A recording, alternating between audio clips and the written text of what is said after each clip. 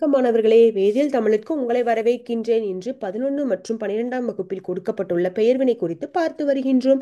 அந்த அடிப்படையில் இன்று ஒரு பெயர்வினை குறித்து பார்க்க போகின்றோம். வாங்க இன்றைய காணொளிக்குள்ள போகலாம்.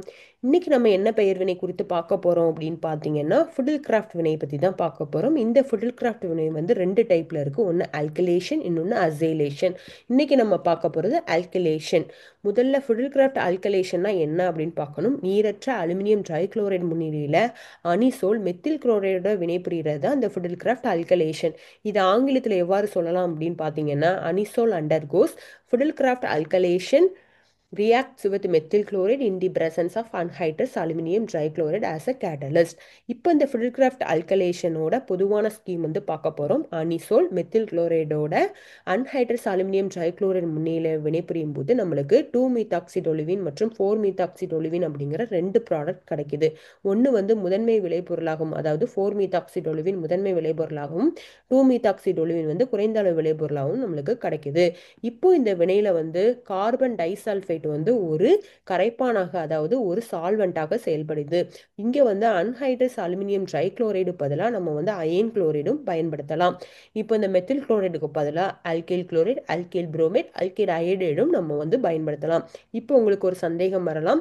இப்போ நம்மளுக்கு வந்து ரெண்டு மாதிரியான ப்ராடக்ட் நம்மளுக்கு உருவாயிருக்கு. அதாவது முதன்மை விளைபொருள் மற்றும் குறைந்த அளவு விளைபொருள் உருவாயிருக்கு. இது எப்படி வந்து நடக்குது அப்படிங்கிறது வந்து நம்ம வந்து தெரிஞ்சுக்கிறதுக்கு முன்னாடி அனிசோலோட ரெசனன்ஸ் அமைப்பு வந்து நம்ம வந்து தெரிஞ்சுக்கணும். ஸோ அனிசோலோட ரெசனன்ஸ் அமைப்பு தெரிஞ்சுக்கிறதுக்கு அனிசோலோட ஸ்ட்ரக்சர் இருக்கும். ஸோ அனிசோலில் இருக்கிற ஆக்சிஜனில் 2 லோன் பேர் ஆஃப் எலக்ட்ரான்கள் இருக்கும் தெரியும். ஸோ இந்த 2 லோன் பேர் ஆஃப் எலக்ட்ரான்களில் இருக்கிற ஒரு லோன் பேர் ஆஃப் எலக்ட்ரான்கள் என்ன பண்ணுது அப்படின்னா வளையத்தை நோக்கி நகரும் போது இந்த இரட்டை பிணைப்பில் உள்ள எலக்ட்ரான்கள் இந்த கார்பனை நோக்கி நகரும் போது நம்மளுக்கு இந்த மாதிரியான ஒரு ரெசனன்ஸ் அமைப்பு உருவாகுது. இப்போ இந்த நெகட்டிவ் சார்ஜ் இங்கே நோக்கி நகரும் போது இந்த இரட்டை பிணைப்பில் உள்ள எலக்ட்ரான்கள் இந்த கார்பன் நோக்கி நகரும் போது நம்மளுக்கு இந்த மாதிரியான ஒரு ரெசனன்ஸ் அமைப்பு உருவாகுது. இப்போ இந்த நெகட்டிவ் சார்ஜ் இங்கே நோக்கி நகருது, இந்த இரட்டை பிணைப்பில் உள்ள எலக்ட்ரான்கள் இந்த கார்பன் நோக்கி நகரும்போது நம்மளுக்கு இந்த மாதிரியான ரெசனன்ஸ் அமைப்பு உருவாகுது. இப்போ இந்த நெகட்டிவ் சார்ஜ் இங்கே நோக்கி நகரும்போது இந்த இரட்டை பிணைப்பில் உள்ள எலக்ட்ரான்கள் ஆக்சிஜன் நோக்கி நகரும்போது நம்மளுக்கு அனிசோலோட பழைய நிலை வந்து கிடைச்சிருது. இப்போ பார்த்தீங்க அப்படின்னா இந்த 3 நிலைகளில் வந்து நம்மளுக்கு எலக்ட்ரான்களோட அடர்த்தி வந்து அதிகமாக இருக்குது. அதாவது ஆர்த்தோ மற்றும் பேரா நிலைகளில் எலக்ட்ரான்களோட அடர்த்தி வந்து அதிகமாக இருக்குது அப்படிங்கிறது உங்களுக்கு தெரிஞ்சிருக்கும். ஸோ இதை நல்லா மனதில் பதியம் வச்சுக்கோங்க. இது வந்து உங்களுக்கு மெக்கானிசம் பண்ணுறப்ப உங்களுக்கு உபயோகமாக இருக்கும். சரி, வாங்க மெக்கானிசம் போய் பார்க்கலாம். முதல்ல ஃபுடில் கிராஃப்ட் ஆல்கலேஷனோட பொதுவான ஸ்கீம் எழுதியிருக்கும். முதல்ல இங்கே என்ன இருக்கு அப்படின்னா, மெக்கானிசத்தில் மெத்தில் குளோரைடு வந்து அன்ஹைட்ரஸ் அலுமினியம் ட்ரைக்ளோரைடோட வினைபுரியுது. இங்கே வந்து மெத்தில் குளோரைடு வந்து ஒரு எலக்ட்ரோஃபைலாக செயல்படுது, அதாவது எலக்ட்ரான் கவர் காரணியாக செயல்படுது. நம்மளுக்கு ஆல்ரெடி தெரியும் குளோரினில் 3 லோன் பேர் ஆஃப் எலக்ட்ரான்கள் இருக்குங்கிறது.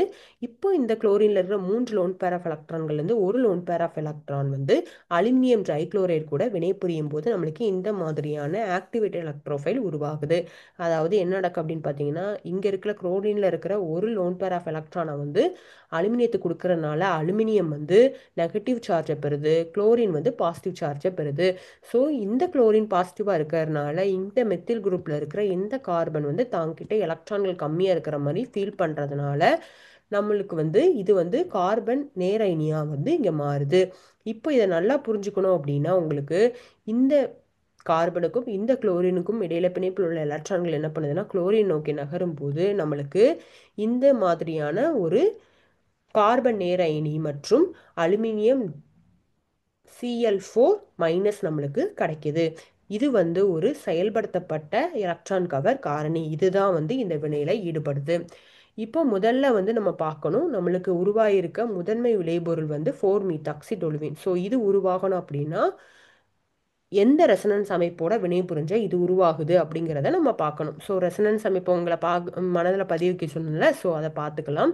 இப்போ பார்த்தீங்க அப்படின்னா இந்த முதன்மை விளைபொருள் உருவாகணும் அப்படின்னா இந்த ரெசனன்ஸ் அமைப்பு தான் வந்து இந்த ஆக்டிவேட்டட் எலக்ட்ரோஃபைல் கூட வினைபுரியுது. ஸோ இந்த ரெசனன்ஸ் அமைப்பை வந்து நம்ம தனியாக எடுத்து எழுதியிருக்கோம்.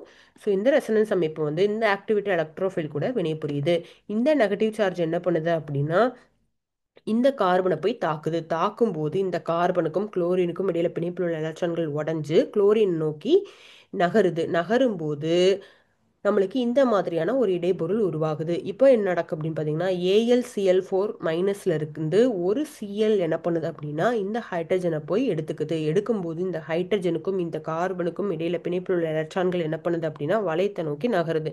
நகரும்போது இந்த இரட்டை பிணைப்பில் உள்ள எலக்ட்ரான்கள் இங்க நோக்கி நகருது. இந்த இரட்டை பிணைப்பில் உள்ள எலக்ட்ரான்கள் ஆக்சிஜன் நோக்கி நகருது. நகரும்போது HCl வெளியே போய் நம்மளுக்கு 4-methoxydolivine அப்படிங்கிற முதன்மை விளைபொருள் நம்மளுக்கு உருவாகுது. அது மட்டும் இல்லாமல் அலுமினியம் ட்ரைக்ளோரைடு நம்ம வந்து ஒரு வினையூக்கியாக போட்டோம். ஸோ அது வந்து மீண்டு உருவாக்கம் நடந்து நம்மளுக்கு வினையோட முடிவில் நம்மளுக்கு கிடைக்குது. இப்போ இங்கே என்ன நடந்திருக்கு அப்படின்னு பார்த்தீங்கன்னா, ஒரு எலக்ட்ரான் கவர் அரோமேட்டிக் பதிலீட்டு வினை இங்கே நடந்திருக்கு. இப்போ வந்து நம்ம முதன்மை விளைபொருள் எவ்வாறு உருவாகுது அப்படிங்கிறத பார்த்துட்டோம். இப்போ குறைந்த அளவு விளைபொருள் எவ்வாறு உருவாகுது அப்படிங்கிறத பார்க்கலாம். முதல்ல அதுக்கு ரெசனன்ஸ் அமைப்பு வந்து எழுதியிருக்கும். ஸோ இங்கே பார்த்தீங்க அப்படின்னா, இந்த குறைந்த அளவு விளைபொருள் உருவாகணும் அப்படின்னா இந்த ஆர்த்தோ நிலைகளில் வந்து எலக்ட்ரான்கள் வந்து ரிச்சாக இருக்குது. ஸோ அதனால நம்ம அந்த ஆர்த்தோ பொசிஷனை என்ன பண்ணுறோம் அப்படின்னா தனியாக எடுத்து எழுதியிருக்கோம். இந்த ஆர்த்தோ பொசிஷன் கொண்ட இந்த அணிசலோட ரெசனன்ஸ் அமைப்பு வந்து ஆக்டிவேட்டட் எலக்ட்ரோஃபைல் கூட வந்து வினைபுரியுது. வினைபுரியும் போது இந்த நெகட்டிவ் சார்ஜ் இந்த கார்பனை போய் தாக்குது. தாக்கும் போது இந்த கார்பனுக்கும் குளோரினுக்கும் இடையில பிணைப்பில் உள்ள எலக்ட்ரான்கள் குளோரின் நோக்கி நகரும் போது நம்மளுக்கு இந்த மாதிரியான ஒரு இடைப்பொருள் உருவாகுது.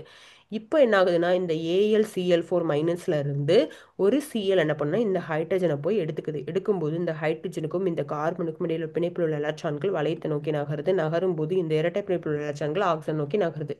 நகரும்போது நம்மளுக்கு HCl வெளியே போய் 2-methoxydolivine அப்படிங்கிற குறைந்த அளவு விளைபொருள் நம்மளுக்கு உருவாகுது. அது மட்டும் இல்லாமல் அலுமினியம் ட்ரைக்ளோரைடு அப்படிங்கிற வினையூக்கி நம்ம போட்டோம் இல்லையா, அது வந்து இந்த வினையோட முடிவில் மீண்டு உருவாக்கம் செய்து நம்மளுக்கு வினையோட முடிவில் கிடைச்சிருக்கு. இப்போ இங்கே என்ன நடந்திருக்கு அப்படின்னு பார்த்தீங்கன்னா, எலக்ட்ரான் கவர் அரோமேட்டிக் பதிலீட்டு வினை இங்கே நடந்திருக்கு. இப்போ உங்களுக்கு ஒரு கேள்வி வரலாம். என்ன கேள்வியா இருக்கும்னு பார்த்தீங்க அப்படின்னா, எதுக்கு வந்து குறைந்த அளவு விளைபொருள், முதன்மை விளைபொருள் அப்படின்னு சொல்லி 2 விளைபொருள் உருவாயிருக்கு அப்படிங்கிறது உங்களுக்கு ஒரு கேள்வி வரலாம். இப்போ பார்த்தீங்க அப்படின்னா, ஆர்த்தோ நிலையில உருவாகியிருக்க இந்த விளைபொருள் பார்த்தீங்க அப்படின்னா, கொள்ளிடத்திடை காரணமாக குறைந்த அளவு விளைபொருள் இங்கே உருவாயிருக்கு. இதுவே இந்த பேரா நிலையை எடுத்துக்கிட்டீங்க அப்படின்னா, இங்கே எந்த விதமான கொள்ளிட தடையும் இல்லாத காரணத்தினால இங்கே வந்து வினை வந்து வேகமாக நடந்து நம்மளுக்கு வந்து விளைபொருள் வந்து அதிக அளவு வந்து இங்கே உருவாகி இருக்கு. இதுதான் வந்து இதற்கு காரணம். ஃபிடில்கிராஃப்ட் ஆல்கலேஷனோட மெக்கானிசம் பார்த்துட்டோம். இப்போ இந்த ஃபிடில்கிராஃப்ட் ஆல்கலேஷனோட லிமிட்டேஷன், அதாவது வரம்புகள் பற்றி தான் பார்க்க போகிறோம். முதல் வரம்பு என்னது அப்படின்னு பார்த்தீங்கன்னா, அரோமேட்டிக் ரிங்கில் வந்து எலக்ட்ரான்களோட அடர்த்தி கம்மியாக இருக்கிற காம்பவுண்ட்ஸ் இருக்கு இல்லையா, அது வந்து இந்த வினையில் ஈடுபடாது.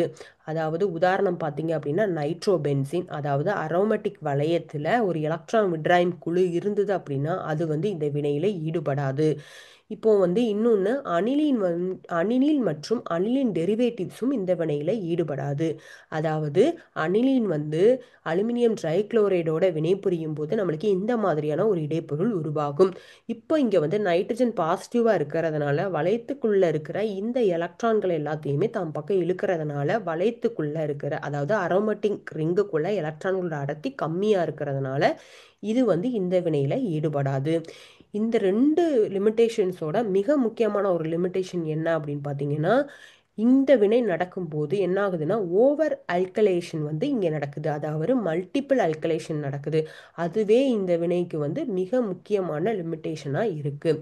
சரி மாணவர்களே, உங்களுக்கு வந்து இந்த ஃபிடில்கிராஃப்ட் வினை அல்கலேஷன் வந்து நல்லா புரிஞ்சிருக்குன்னு சொல்லி நான் நம்புகிறேன். உங்களுக்கு வந்து நான் ஒரு பயிற்சி வினா கொடுத்துருக்கேன். அதாவது என்ன அப்படின்னு பார்த்தீங்கன்னா, டொலுவின் வந்து மெத்தில் குளோரைடு மற்றும் அலுமினியம் ட்ரைக்ளோரைடு வினைபுரியும் போது நம்மளுக்கு வந்து ஒரு முதன்மையான விளைபொருள் உருவாகும். ஸோ நீங்கள் கண்டுபிடிக்க வேண்டியது முதன்மையான விளைபொருள் என்ன அப்படிங்கிறது தான். அதை வந்து 4 ஆப்ஷன்ஸில் கொடுத்துருக்கேன். இதில் எது சரியான பதில் அப்படிங்கிறத கமெண்ட் செக்ஷனில் பதிவு பண்ணுங்கள். நம்ம வந்து அடுத்த வீடியோவில் வந்து இதுக்கு என்ன பதில் அப்படிங்கிறத ரிவீல் பண்ணலாம். சரி மாணவர்களே, உங்களுக்கு நம்ம வீடியோ பிடிச்சது அப்படின்னா அதை லைக் பண்ணுங்கள், ஷேர் பண்ணுங்கள். இந்த கான்செப்ட் குறித்து ஏதாவது சந்தேகம் இருந்தது அப்படின்னா அதையும் கமெண்ட் செக்ஷனில் பதிவு பண்ணுங்கள். இது வரைக்கும் நம்ம சேனலை சப்ஸ்கிரைப் பண்ணாதவங்க நம்ம சேனலை சப்ஸ்கிரைப் பண்ண மறந்துடாதீங்க. நன்றி மாணவர்களே.